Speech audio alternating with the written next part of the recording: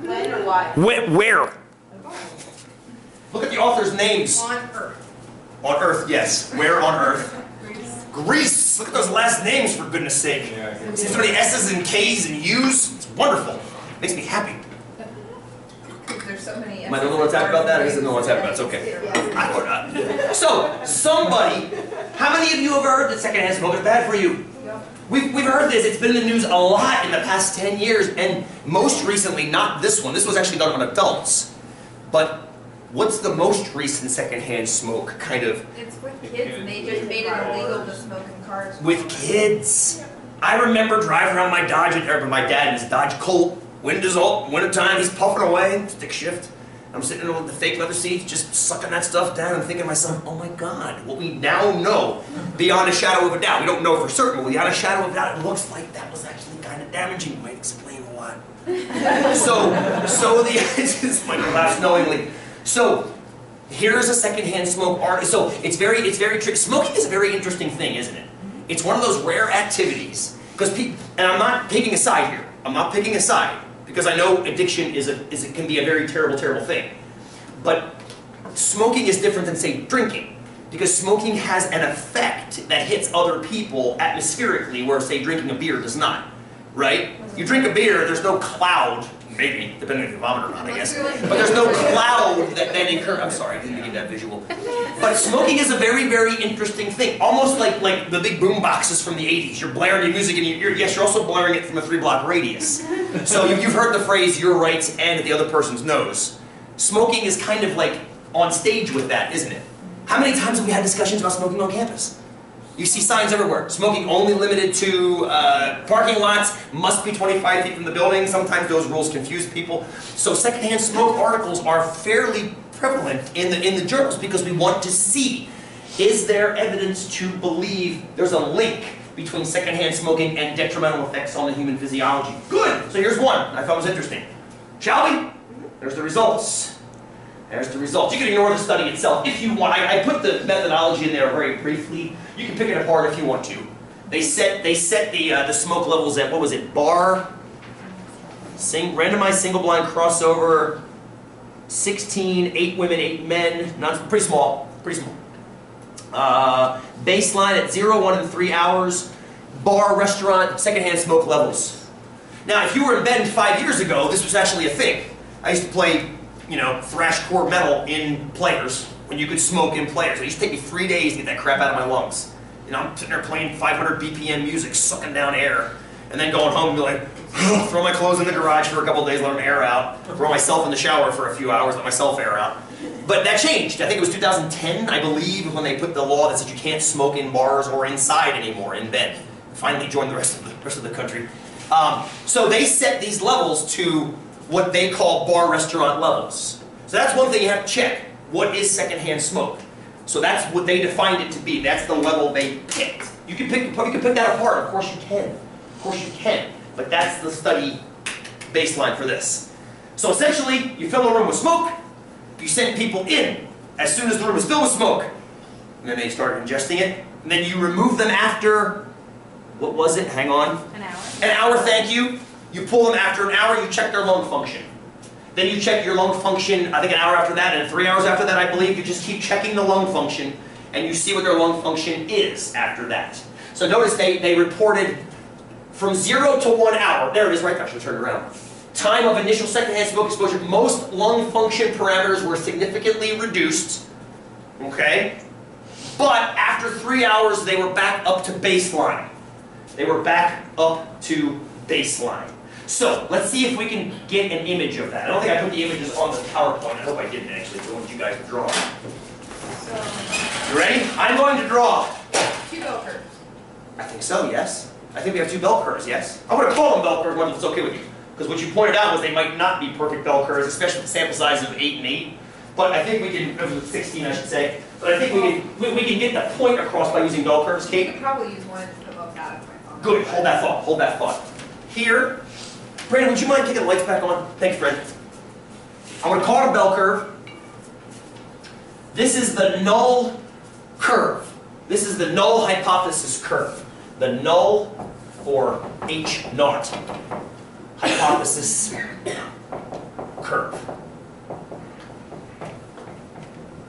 They also called it baseline.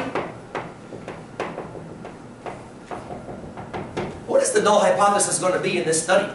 It has no lowering effect. The null hypothesis of this study is going to say, go ahead, breathe all the smoke you want, because the null hypothesis is going to say secondhand smoke has no lowering effect.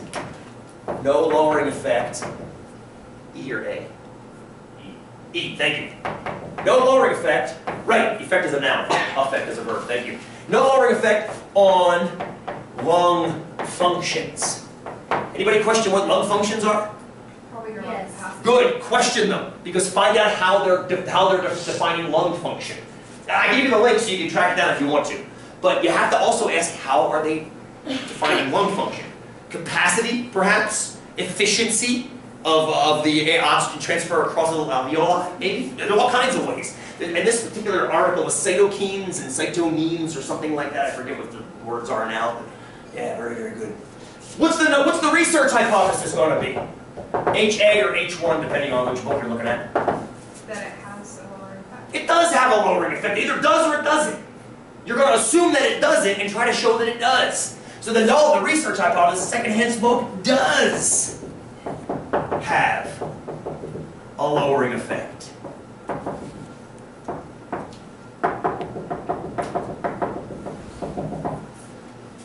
One of those two things is correct, and you're never going to know which one it is. That's the unfortunate part of it, yes? You're never going to know which one is right. Your job is to collect data to see which one is probably right. Boom! Everybody okay with that? Before we go any further, you're never going to know which one of those things is correct 100%. Your job is to get within a set level of confidence of which one you think is correct. Thank you. So, here's a bell curve. Thank you. You're all weak. What is this, please? Who was that? Go, go. I think they laughed. Oh, they laughed. Oh, thank you. You're all weak. Give everybody as waitresses. What is right here? What is an average of something good? Good. It's a mean. A mean what? What do you think? Mean lung function. Love that. Here is average lung function. And I'm going to go ahead and put without secondhand smoke. Because essentially, you're assuming, by assuming that secondhand smoke has no lowering effect, then you're assuming that lung function with and without secondhand smoke is the same. That's a fair assessment, yes? So this essentially is average lung function without secondhand smoke. With or without is irrelevant, because it's going to be the same according to that hypothesis. That's your null curve. Has no lowering effect, therefore with or without, you're going to be centered right there. So you go ahead and you fill a room with a bunch of smoke, send a bunch of Greek people into it, leave them in there for an hour. Leave them in there for an hour, then tell them to come back out. After an hour, we're going to measure your lungs right now. Who wants to come up here with whatever color you want and draw an asterisk as to where lung function was after 1 hour? I know you know this. Be brave. Be brave. There's a spectrum of lung function. Here's average, here's above average lung function, here's lowered lung function. Grab a marker, come on up here, slap an asterisk on that curve where you think the lung function was after an hour, according to what you just read. Because what you just read was, I'm sorry to be having your head, Scouter. What you just read was, it appears that after 1 hour, what happens to lung function? It was significantly reduced. P was less than 5%. Good. Who wants to grab it? Grab it, Jake. I know you know where this is. I'm not going to call on you, though, because I don't want to be judged. Who's, maybe, anybody? Get up here. Get up here. Is it the same place like the breast cancer? Thank you. And you're all wrong. I don't want to get you. You're totally fine. So, tell me, where should I go? Where? Keep going. Where? Not here? This is lowered. Keep going. Significant. Oh, significantly lower. Yeah. Ish, I love it. Boom. What's that? That's our data from the study. 1 hour. After 1 hour, right. Thank you for pointing that out, Kate, because that is hugely important. Hugely important. What does that appear to be? What does that appear to be on this curve? Thank you, thank you, thank you. That appears to be an outlier on that curve, yes? That appears to be an outlier on that curve. Or it doesn't belong there. Say that again. It's like, or it just doesn't belong there. Or it just doesn't belong there. And those are the two. Those are the two. What's the chance, and you know the answer to this, what's the chance this belongs on this curve? Less than 5%. You know that, don't you? It's less than 5% because the report just told you that. Remember what that 5% is? That less than 5% says, assuming that lung function has no lowering effect. Assuming lung function has no lowering effect, the chance that we got this significantly lowered effect is less than 5%. You see how small that chance is? That's the chance you're on that curve. So what's more likely? You're on a different curve. Say that again, nice and loud. Go on, go. You're on a different You're curve. on most likely a curve like this one. Now I'm going to put this in quotes. This is, if you will, your H1 curve. Your H1 curve. Now, I'm calling it the H1 curve, and I want to make this caveat, hello YouTube. The caveat is I slap that curve essentially directly above my data point. Now you know if I do this study again, am I going to get that exact same data point again? No, there's going to be sampling variability around it. Unless the data is too perfect, and then you start running. Then you start running from the one-armed man who's trying to kill you. Yes, Harrison Ford. But the idea is, if this is not outlier dated, it's going to be pretty close to this every time. 19 times out of 20, 95% confidence, good, yes, go back to that. So the idea really is that I can call this the H1 curve, and we can look at those two things. Renee asked a very good question at the break too. Are those two curves mutually exclusive? Fantastic question. No, they overlap right here. As a matter of fact, one of the articles I'm working on right now for publication is trying to prove the intersection area if that's somehow tied to p-value. I haven't found anything yet, I'm still looking though. But the idea is they're not mutually exclusive. In much the same way, a shorter 3-year-old child is sometimes taller than the tallest 2-year-old child. If you think about pediatric growth charts and things like that. Not mutually exclusive, but separate averages, it looks like, doesn't it? Looks like they have separate averages. Not necessarily separate margins of error in the over, but these curves are infinite. They go on forever. They go on forever. The averages appear to be different now. With me so far? Okay, now, people have been studied, 1 hour has passed, their lungs are in terrible, terrible disrepair. Then what do? We pull them out of the room, let them sit for 2 more hours. 2 more hours, yes? No. Measure, go ahead, go ahead, go ahead. Is it because they pull them out of the room? Yes, and they measure right then at 1 hour, and that's what happened. So now do they have to go sit in there for another 3 hours? No. They leave them out of that room now. They expose them to smoke for an hour. Now they have cancer. Sorry.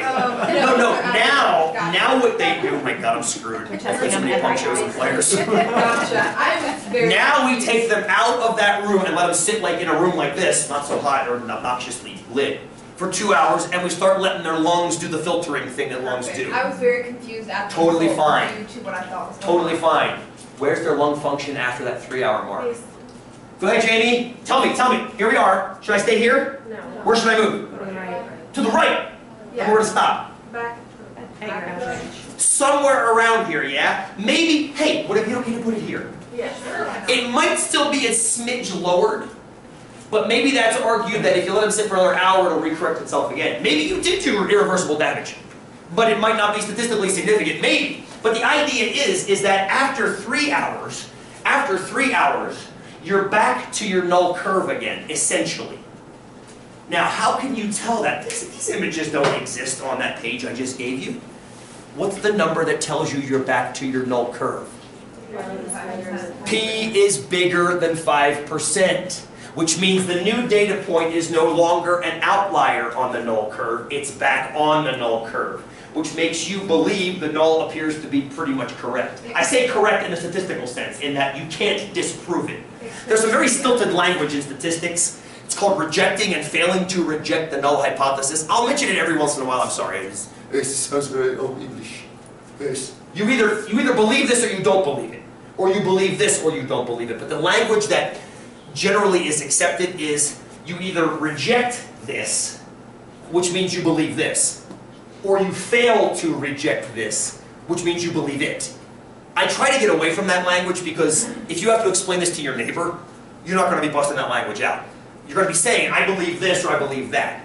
I get in trouble all the time with other stat friends. Because they're like, we have to teach you the classical definition. I'm like, yeah, for training statisticians, but I don't think I am. I could be wrong. Maybe one of you will become a statistician, in which case you can hate me later.